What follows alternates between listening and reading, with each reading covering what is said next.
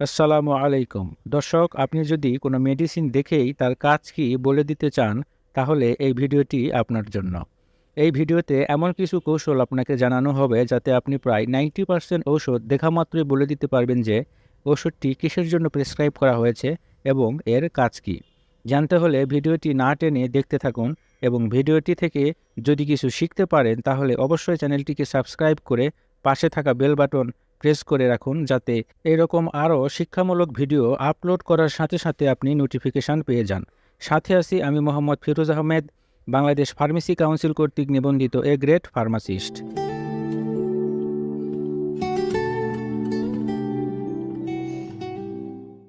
ভিডিওটির শুরুতে বাংলাদেশে সবচেয়ে পরিচিত একটি রোগ ডায়াবেটিসের মেডিসিন আপনি কিভাবে চিনবেন এই ব্যাপারে আলোচনা করা যাক। বাংলাদেশে ডায়াবেটিসের ট্রিটমেন্ট করার জন্য 5টি থেরাপিউটিক ক্লাস এর মেডিসিন ব্যবহার করা হয়। 1 নম্বর থেরাপিউটিক ক্লাস হলো বাইগুয়ানাইডস। বাইগুয়ানাইডস এই গ্রুপের মেডিসিনের নাম হলো মেটফরমিন। ডায়াবেটিস রোগীদের ফার্স্ট লাইন ট্রিটমেন্ট করার জন্য যে মেডিসিনটি ব্যবহার করা হয় তা হলো মেটফরমিন। প্রত্যেকটি ডায়াবেটিস রোগীর জন্য এই মেটফরমিন মাস্ট। মেটফরমিন দেখা মাত্রই বুঝে নেবেন যে এটি ডায়াবেটিসের ঔষধ। যদিও মেটফরমিন এর আরও কিছু ইন্ডিকেশনস আছে, যেমন এটি অনেক সময় ওজন কমাতে ব্যবহৃত হয় এবং মহিলাদের পিসিওএস বা পলিসিস্টিক ওভারি সিনড্রোমে ব্যবহৃত হয়। তবে 90% ক্ষেত্রে এটি ডায়াবেটিসের জন্যই ব্যবহৃত হয়ে থাকে। 2 নম্বর যে থেরাপিউটিক ক্লাস এর মেডিসিন ডায়াবেটিস রোগীদের চিকিৎসার জন্য ব্যবহৃত হয় সেটা হলো DPP4 ইনহিবিটরস।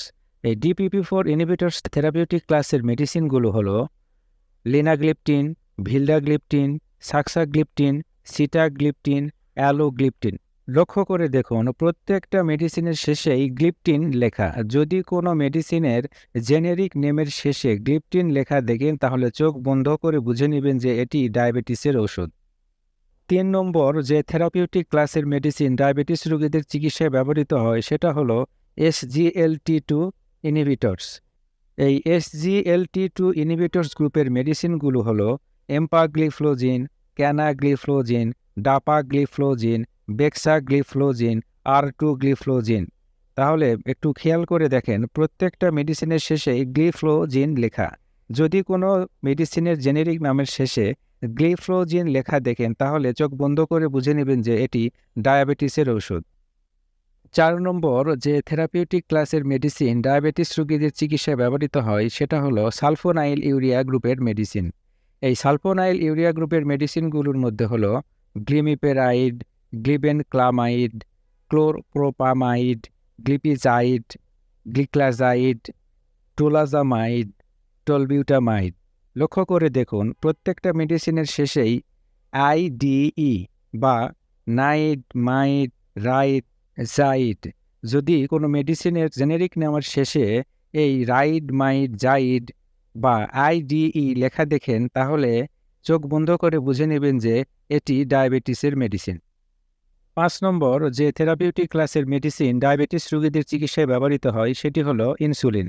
ইনসুলিন সম্পর্কে বেশি কিছু বলার দরকার বলে আমি মনে করছি না, কারণ আপনারা সবাই জানেন ইনসুলিন ডায়াবেটিসের রোগীদের জন্য ব্যবহৃত হয়। সংক্ষেপে বলতে গেলে যদি কোনো জেনেরিক মেডিসিনের শেষে গ্লিপটিন, গ্লিফ্লোজিন, আইডিই বা রাইড, মাইড, জাইড লেখা দেখেন তাহলে চোখ বন্ধ করে বুঝে নেবেন যে এগুলো ডায়াবেটিসের ওষুধ। পাশাপাশি মেটফরমিন এবং ইনসুলিন এই দুটো মেডিসিনের নাম মনে রাখবেন।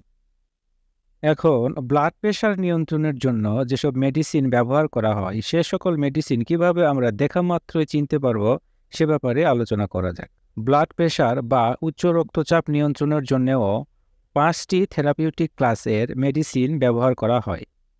1 নাম্বার যে থেরাপিউটিক ক্লাসের মেডিসিন ব্লাড প্রেশার নিয়ন্ত্রণের জন্য ব্যবহার করা হয় সেটা হলো অ্যানজিওটেনসিন রিসেপ্টর ব্লকার বা ARB।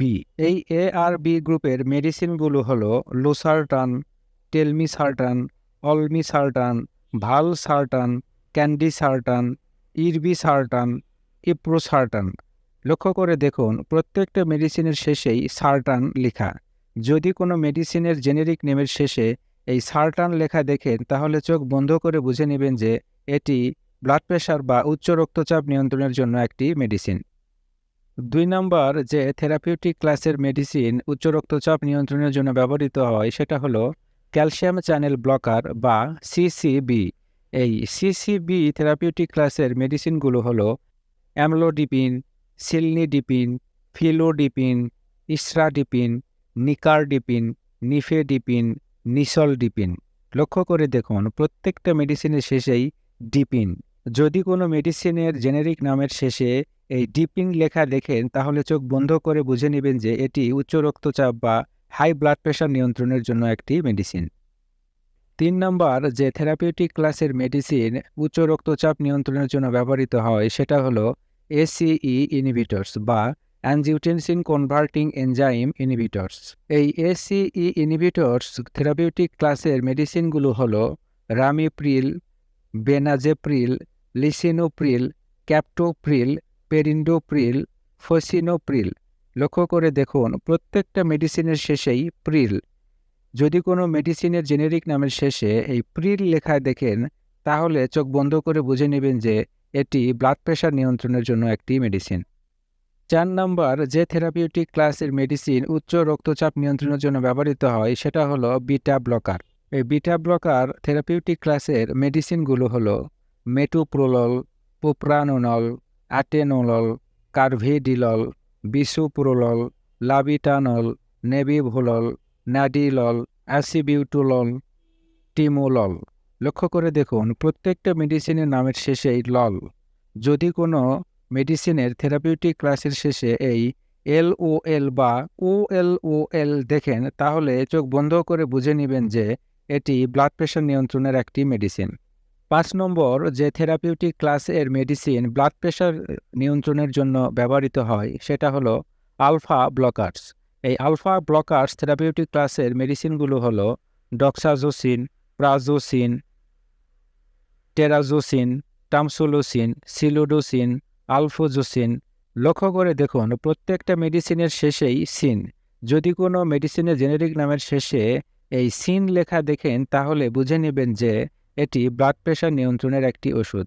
যদিও এই আলফা ব্লকার্স গ্রুপের মেডিসিন আরও অন্যান্য ক্ষেত্রে ব্যবহার করা হয়, যেমন টামসোলোসিন হাইড্রোক্লোরাইড এবং সিলোডোসিন। এই দুটি মেডিসিন বিনাইন প্রোস্টেটিক হাইপারপ্লেসিয়াতে ব্যবহৃত হয়। সংক্ষেপে বলতে গেলে যে সকল মেডিসিনের জেনেরিক নামের শেষে সারটান, ডিপিন, প্রিল, এলওএল বা ওএলওএল, সিন থাকে তাহলে চোখ বন্ধ করে বুঝে নেবেন যে এগুলো উচ্চ রক্তচাপ বা হাই ব্লাড প্রেশার নিয়ন্ত্রণের মেডিসিন।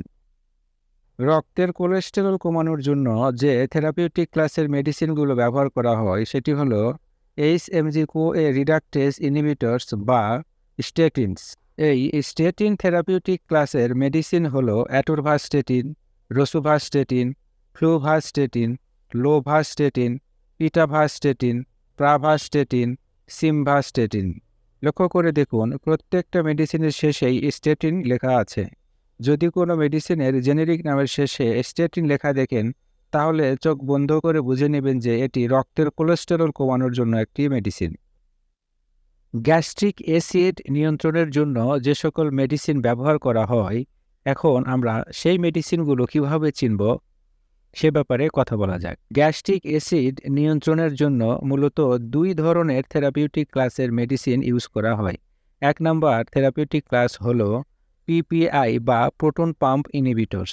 এই প্রোটন পাম্প ইনহিবিটরস গ্রুপের মেডিসিনগুলো হলো ওমিপ্রাজল, ইসোমিপ্রাজল, রাবিপ্রাজল, প্যান্টোপ্রাজল, ল্যান্সোপ্রাজল, ডেক্সল্যান্সোপ্রাজল।